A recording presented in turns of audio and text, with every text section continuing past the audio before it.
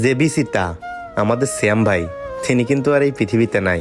আপনারা সবাই জানেন সে তার নিজের জীবন বাজি রেখা দেশের জন্য, দেশের স্পোর্টসের জন্য, নিজের দলের জন্য খেলছে। শুধুমাত্র তার একটাই স্বপ্ন ছিল সে একদিন অল সিরিজ খেলবে, কিন্তু ভাগ্যের কি অশেষ নিয়তি।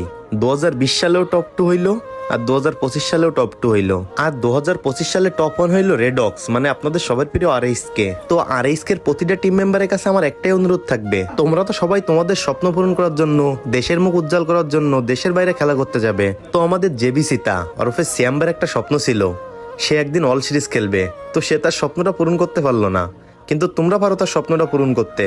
তোমরা তার একটা জার্সি বা তার একটা লোগো তোমাদের গেঞ্জিতে লাগায় খেলতে পারো। সে তো বেঁচে থাকা অবস্থায় তার শখটা, তার আশাটা সে পূর্ণ করতে পারলো না।